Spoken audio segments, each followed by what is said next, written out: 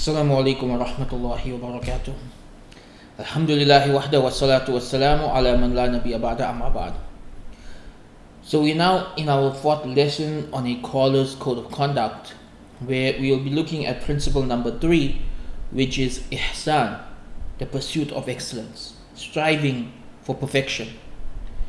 And Ihsaan is a topic that is very close to my heart. It's something I've spoken about many times in many different areas. In fact, the whole concept of Islamic self-help came about from the idea of helping Muslims pursue ihsan, excellence, in everything they do. Ihsan means to seek perfection or excellence in everything we do. It comes from the word hasan, which means that which is good. Ihsaan means to strive for that which is even better, right? For that which is excellent, that which is amazing. It means that if there's a better way to do something, that's what you're going to chase after. And this word is used in many different ways in the Quran and Sunnah. The most famous usage of the word ihsan in the hadith is in describing the levels of piety, of religiosity, in the famous hadith of Jibreel, where the angel Jibreel alayhi salam came to the Prophet sallallahu alaihi wasallam in the form of a man to ask some questions so that the Sahaba could learn from the answers. And from those questions were, what is Islam? And the 5 pillars of Islam was mentioned. What is Iman? And the 6 pillars of Iman were mentioned. And then what is Ihsan? And Rasulullah sallallahu alaihi wasallam replied, Ihsan is to worship Allah as if you can see Him, and even though you cannot see Him, you know that He is watching you. The scholars in their commentary on this hadith, they state that Ihsan in this context means achieving a higher level of piety, seeking excellence in how we worship Allah. That the average Muslim worships Allah in ways that are deficient, right? Sometimes we are negligent, sometimes we are distracted, sometimes we do it ritualistically. All of this is human. This is part of us striving to do our best. But if we wish to achieve ihsan in our worship, we need to build ourselves to a level that someday, inshallah, we may reach a level of piety where when we worship Allah, it is as if we can see Allah. And we worship Allah in a state of consciousness that we know Allah is watching us. And so we worship Him with a much stronger sense of faith, a lot more concentration, a lot more quality in our worship. This is ihsan in worship. Now, the concept of ihsan that we are going to discuss today is not necessarily the ihsan of worship, but it's the usage of this word in a more general sense linked to our da'wah. And this is from a different hadith where the Prophet ﷺ stated that Allah loves for His servant that in anything they do it with ihsan. In anything they do it with ihsan. One of the versions of this narration states that to such an extent that if you have to kill, you kill in the best of manners. If you have to slaughter, you slaughter in the best of manners by sharpening your knife so the animal does not feel any pain. So this hadith teaches us that the believer is supposed to strive for excellence in every pursuit. My teachers used to say that striving for excellence in every pursuit means to such an extent that even if you're washing the dishes, you do it in the best way possible. Even if you're cleaning the house, you do it in the best way possible. You don't consider any action too mundane to lower the bar of excellence, right? Because many of us, when we look into our lives, we have certain things where they are important to us. And the things that are important to us, we may strive for excellence in those things. But things that are not important to us, we may just do the bare minimum, right? Just to get by. And what my teacher said is that striving for ihsan, when it says that Allah expects ihsan in everything, It means you don't treat any aspect of life as, yeah, I'm just going to do the bare minimum. No, you try to be the best at everything you do. And so in every aspect of your life, this pursuit of excellence should be reflected. The example given in the hadith is slaughtering an animal or killing someone in the case of, for example, executing the murderer. In both of these cases, excellence is to do it in a way where the person or the animal feels the least amount of pain. Right? So again, Islam does not encourage us to be vigilante and do violence, and as the Islamophobes may claim. But the hadith is simply stating that if you are in a situation where you have to, right? And it gives a more practical example, slaughtering animals, which historically Muslims had to do all the time, right? Most people in history didn't live in a time where you have meat already packaged and available at the shop. You have to slaughter your animals. But it's saying that when you have to do this, do it in a way that causes the least amount of pain.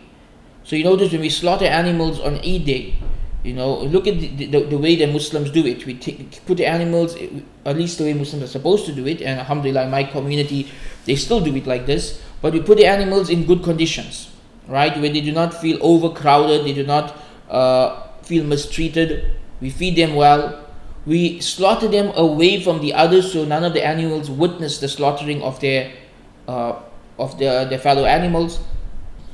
We use the sharpest knife possible and cut those specific veins so it is the least amount of pain possible, and so that the blood drains out and that the meat is as healthy as possible. All of this is ihsan. This is showing how Islam pushes us to have ihsan in everything, even in something that other people will consider mundane and where they just do the bare minimum, right? Modern society, when it comes to the slaughtering of animals, they just do the bare minimum. They will crowd them into a pen and they will just, electrocute them or whatever. Whatever is the bare minimum to just get it done and over with, without thinking about how does this impact the animal, how does this impact the healthiness of the meat. They don't think about all these things. All they think about is, let's do as much as possible so we can make as much money as possible, right? Because they only think in terms of money.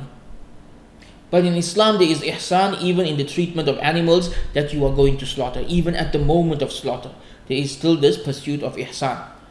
So if ihsan is required of us in something as mundane as slaughtering an animal, which historically humans had to do every day for meat, what about in something that is part of the religion, something that is part of spreading the religion, which is dawah? Ihsan is definitely required in dawah.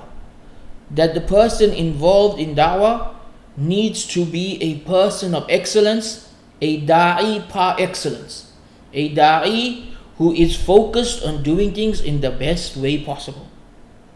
And there are many levels and layers to this, and there are misunderstandings of this that we wish to go through.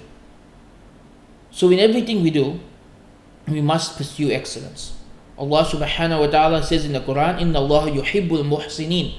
Allah loves the people of ihsan. Allah loves those who pursue excellence, those who try their best. Now yes, ihsan in this verse could mean ihsan in worship, but it could also mean ihsan in the general sense of doing everything to the best of your ability because you know that that is pleasing to Allah subhanahu wa ta'ala.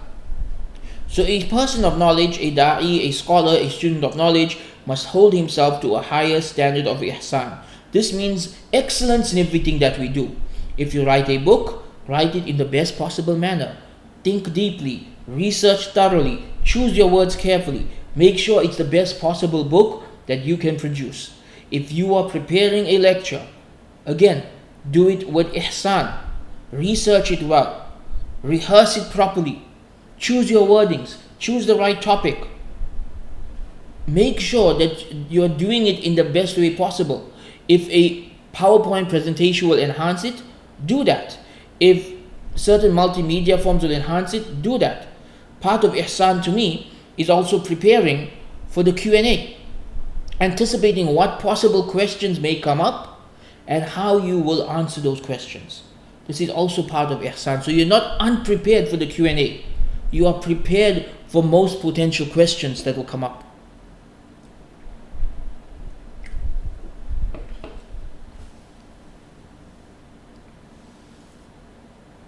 Likewise, if you are teaching a class, you prepare, you research, you anticipate the students' questions, you prepare the class in the most interesting and interactive way possible. You try to figure out the best techniques to ensure that your students learn what you are teaching. And this means also that part of Ihsaan is learning the skills required to be the best. So if you are planning on writing, you need to study research methodology. You need to study writing skills. You need to learn these things. If you are teaching a class, you need to be always sharpening your teaching skill set. You need to be learning the latest teaching techniques and the latest research in the field of education. This is all part of Ihsaan. That because knowledge of worldly skills is always evolving, you're always staying up to date so that you can be the best at what you do. Not in competition with anybody else, but in competition with who you were before. That you are a better teacher today than you were yesterday. That you are a better public speaker today than you were yesterday. That you are a better author today than you were yesterday. That you are a better da'i today than you were yesterday.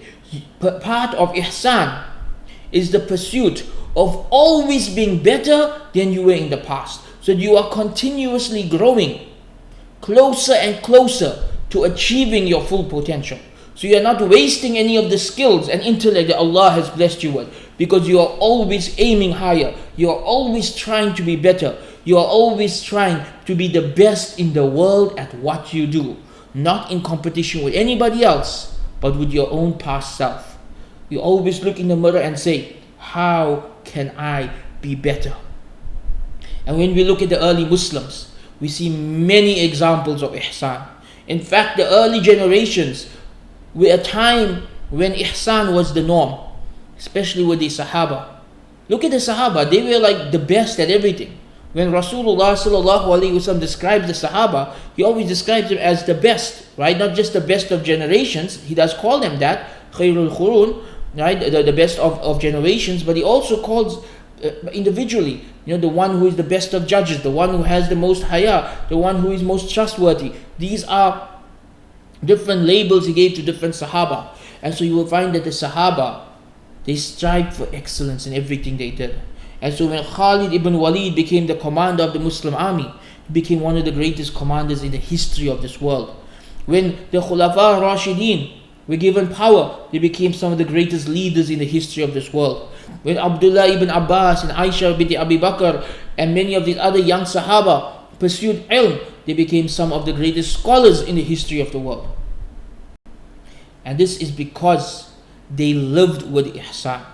They sought to be the best at what they did. That they would seek knowledge on a level that many of us today wouldn't. That they would find ways to increase their skill set and get better at what they are doing through every means possible. And we see this even with the generations after them. If we look at how the sciences of hadith and fiqh and tafsir evolved over time, we see ihsan at every level, from those who compiled the narrations to those who sifted between them, to those who came up with the categories of fiqh and the categories of usul al-fiqh, those who classified knowledge. Look at the example of the compilation of Sahih al-Bukhari. That is an excellent example of ihsan in work. That Imam al-Bukhari did not just want to put together a book of hadith, but he wanted to put together the biggest book of hadith, that he wanted to put together the best book of hadith that he could do. And so he tried his best to compile only that which was authentic, only that which was on another level. And because of this, his book became the greatest book of hadith right until today. Over 1,000 years later, his book is the best book of hadith because he put complete ihsan into the compilation of that book. And we see that the early Muslims did not just pursue ihsan in their religious work, but even in their worldly affairs. And so this is why we see that when the Muslims became a superpower, in the time of the Umayyads and the Abbasids, they did not just become a superpower, but they became global leaders in every field. That the fields of maths and science and medicine and technology and agriculture and geography and all the different areas, Muslims became the global leaders in this field. And the best scholars of each of these fields for hundreds of years came from the Muslim world. Why? Because they had a culture of ihsan. They had a culture of producing the best of the best, whether it was in the religious sciences or in what we would call today the worldly sciences. They had this culture of producing the best of the best. Unfortunately, in the past few centuries, this culture of ihsan began to fall away. And the ummah unfortunately became complacent, became lazy, became willing to just get by with bare minimum. And this has held us back, and this has pulled us back. This has caused the power, this is one of the many different things that has caused power to be taken away from the Muslims. Of course, there are other factors as well. But this is one of the factors, that the Ottoman Empire went from being the most powerful empire in the world to one of the weakest empires in the world. And one of the many reasons for this is that they became complacent. They stopped really trying to be the best. They stopped trying to compete with the other nations, and the other nations overtook them and became more powerful than them. And so complacency is an enemy to success in any sense of the word. And we as Muslims need to, in our times, revive the concept of ihsan. We need to revive the concept of pursuing excellence, of doing everything we can to the best of our ability, of being the best in the world at what we do. No matter what it is we do, we try our best to be number one. And really, if we can do this, then we see a new generation where the best of doctors are the Muslims, and the best of scientists are the Muslims. And most importantly for us in this regard, in terms of what we are discussing in this course, the best of the preachers and the callers and the scholars are the Muslims. But in our times, we will find that there are two extremes in terms of mistakes that people make in the pursuit of ihsan. Right? When it comes to the issue of ihsan or excellence, there are two opposite extremes that people fall into that get in the way of ihsan. One extreme is misunderstanding what ihsan is, so they focus on the wrong things. The other extreme is not caring about it at all and just being lazy. And really, that is the opposite of ihsan. The opposite of ihsan is laziness. If you are not pursuing excellence, you are pursuing mediocrity. And this is just laziness. This is just someone who doesn't care enough to try. And this is a big problem in the Dawah. I know personally so many Dawah organizations that have the money and the network and the potential to truly make a difference in the world. But unfortunately, these organizations are run by people who just don't care. They're run by people who get by on doing the bare minimum. And by bare minimum, I mean the bare minimum. Like, if they have an Islamic event coming up, their marketing will be bare minimum.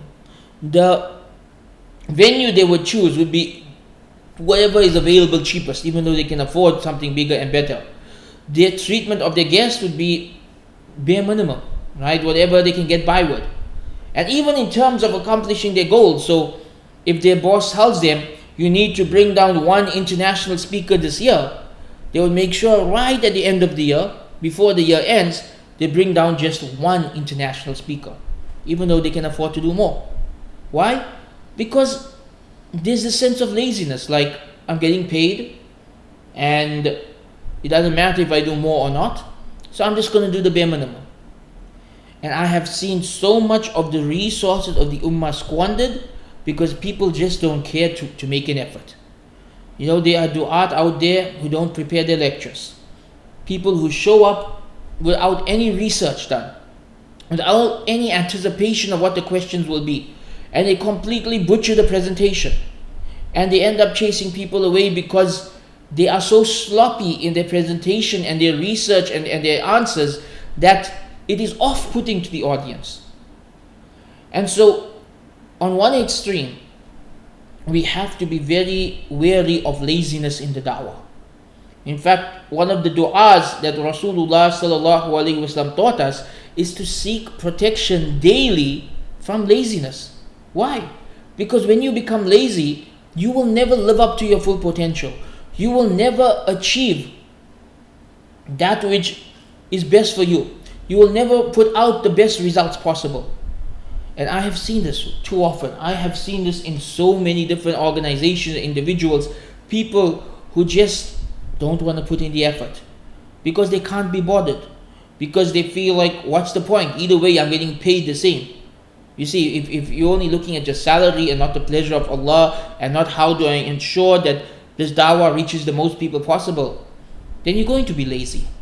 But if your goal is the pleasure of Allah, and you know that Allah loves the muhsineen, the people of ihsan, then you are going to do your work with ihsan. You're going to strive to be the absolute best at what you do. And sadly, in the past, I met people who would actually try to stop others from ihsan. They would actually try to stop others from being their best and doing their best. Why? Because they will say, oh, you're making us look bad. What do you mean, making us look bad? He said, you're going to give people too high expectations. You've done a lecture on that level, they're going to expect that from us. You've done a presentation like that, they're going to expect that from us. So in order to keep things mediocre, in order to maintain their laziness, they try to discourage others from working with ihsan. And they'll tell them, and by the way, I know of many situations where this happened to me, where people literally tell me that you set the bar too high. You shouldn't have done that good a job. Why? I should try my best, you should try your best. If we're all doing it for the sake of Allah, then we should be proud of each other's efforts. We shouldn't be trying to pull somebody else down. And this is one of the dangers of not having ihsan, that you become almost intimidated by those people who do have ihsan. And instead of trying to raise yourself to their level, you try to drag them down to your level. And this is something I've seen happen many, many times. So that's one extreme in our times, that many people put in the bare minimum and they expect incredible results. So I've seen people who just put together a website that barely has any beneficial content on it. Most of the time just copy and paste it from other people without doing any real research, without really putting any effort into the design of the website. And they expect that website to be like the best in terms of the results. They think that they assume that if they put in the bare minimum effort in dawah, they're going to get the best results out of the dawah. Now again, remember the point you mentioned in the video on ikhlas, that success is the pleasure of Allah, not the amount of people who accept Islam at your hands or who learn from you, right? That we aim for the pleasure of Allah. However, this doesn't mean that we don't try our best. No, your job is to try your best, not to put out a mediocre effort and expect grandeur results. That's just being delusional. Yet people do that. They do that with their websites, they do that with their content, they do that with books. I've seen books that are so sloppily written and researched that you wonder, why would anyone publish this? They do that with many different things. And this needs to change. If you are involved in dawah, make a commitment today that you are going to work with ihsan, that you are going to pursue excellence in everything that you do, that you are going to try your absolute best to produce the best quality work for the sake of Allah, because Allah loves the people of ihsan. And when you do work that is done with excellence for the sake of Allah, there will be barakah in what you do. And that work will be blessed, and that work will inshallah be a means of guidance for people. Now let's go to the other extreme. The other extreme today is people who misunderstand what ihsan is. And they restrict ihsan primarily to very materialistic aspects of the dawah. So I have, especially over the past 15 years, I would say the past 20 years, have seen many du'at who in the name of ihsan, they became obsessed with very materialistic or secondary aspects of the da'wah. So instead of ensuring that they had the best researched content, the most well presented lectures, the most well thought out answers to Q&A. Instead of doing that, they focused on having the fanciest background for their videos, expensive, overproduced stages for their conferences. Make sure that everything looks as fancy as possible. And in of itself, if you can afford this without it really affecting your income in any way, if this is just, you can afford that level of fanciness, it's not a problem in of itself. But if you think this is ihsan in da'wah, then you have misunderstood what ihsan in da'wah is. Ihsan is not having the fanciest background. Ihsan is not having the best looking person on stage. I've actually seen this. There's the one incident I dealt with a few years ago. There was a dawah organization that would only hire handsome men and good looking women, because for them ihsan is a beautiful face on a poster. So they would actually discriminate against some of the best du'at of our time because they weren't good looking. Ridiculous. Like, this really shows you how shallow and superficial people can get when they focus on dunya aspects instead of dini aspects. So ihsan is not having this massive conference with a fancy stage and the best looking speakers and everything looks all shiny and multi-million dollar in terms of presentation. Ihsan is a well-researched argument, well presented, for the sake of Allah, sincerely from the heart, well articulated. This is ihsan. And this is why we will find today that you may have some 18 or 9-year-old who is just sitting at home in front of their laptop, recording a video. They don't have any fancy background. They may not even have the best of microphones or cameras or lighting, but they're sitting at home and they're sincerely doing a presentation on a topic that they have researched, and they're doing the best job possible. And that video may go on to change people's lives and cause people to convert to Islam. And it may have a far deeper impact than someone who has the fanciest stage and the fanciest of clothes and the best looking of people, but they didn't research the lecture well enough. Because at the end of the day, the dawah is not about how fancy everything looks. That's a misunderstanding of ihsan. The dawah is about the sincerity of the heart and making sure that you have done your work properly, that you know what you are talking about, that you speak from thorough research and well thought out words, and not just going in there and whatever happens happens. So these are the two issues in our times, that we have people who assume that dawah with ihsan means being fancy in a materialistic sense, and we have those who are just lazy and incompetent and just doing the bare minimum to get by and collect a paycheck. Both sides are wrong. Our role model when it comes to dawah is Rasulullah sallallahu alaihi wasallam. He lived a simple life. He wouldn't be one who cared about how fancy the background is or anything like that if he lived in our times. Allah knows best. His masjid was the simplest of masjid. His homes were the simplest of homes. Yet his message transformed the world. Umar ibn al-Khattab radiallahu anhu, the same.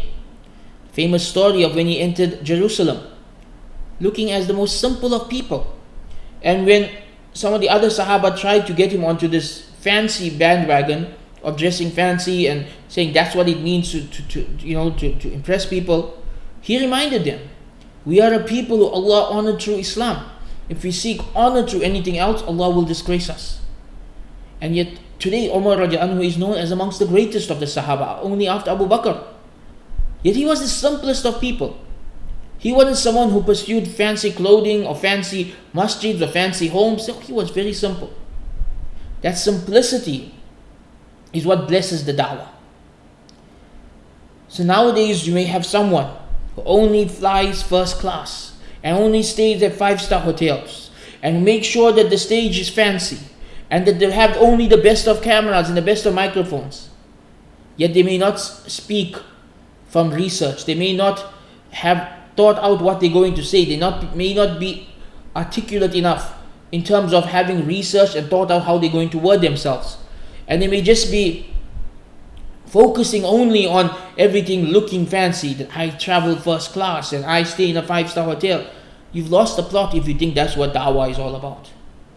Dawah is about the pleasure of Allah.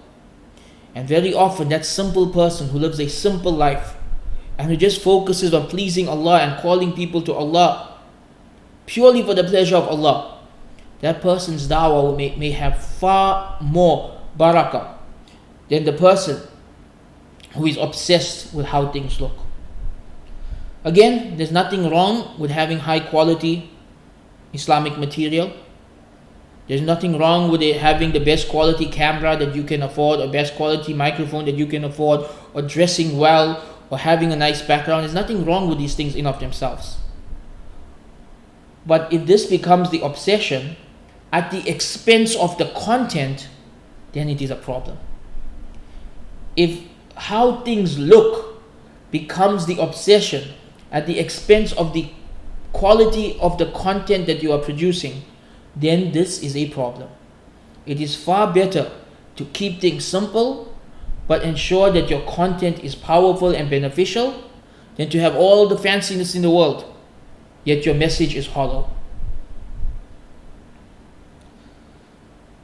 So we end the session with a reminder that Allah subhanahu wa ta'ala has told us in the Quran, Hal jaza'ul ihsani illa al ihsan. That is the reward of ihsan anything less than ihsan. Meaning, if you live a life of ihsan, if you pursue ihsan in everything, your reward will be a reward of ihsan. And the ihsan of Allah is beyond our imagination. And so this is what ihsan is about. It's about the pleasure of Allah. Allah loves the muhsineen. He's going to reward them with ihsan.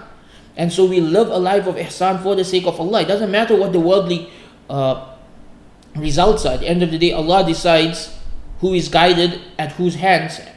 You may spend your whole life doing dawah sincerely for the sake of Allah with ihsan and feel like you didn't achieve anything in this world, but if you get to Jannah, alhamdulillah, that's all that matters. So how do we have ihsan? Let's end with a few simple points. How do you have ihsan? Number one, love what you do. If you love teaching, it will come across when you are teaching. If you love writing, it comes across in your writing. If you love conveying the message of Islam verbally, one-on-one to people in conversations, that comes across. Love what you do. Make sure that you are doing it from this position of enthusiasm. It's not like you are burdened to do it. Number two, make sure you gain the skills to be the best in the world at what you do. Not in competition with anybody else, but with your own past self. So if you are a public speaker, keep on studying new and better techniques to improve at public speaking. If you are a teacher, keep learning new ways to get better and better at teaching. If you are a writer, keep finding ways to improve at writing. The part of ihsan is continuous improvement. Continuously trying to be better than you were in the past.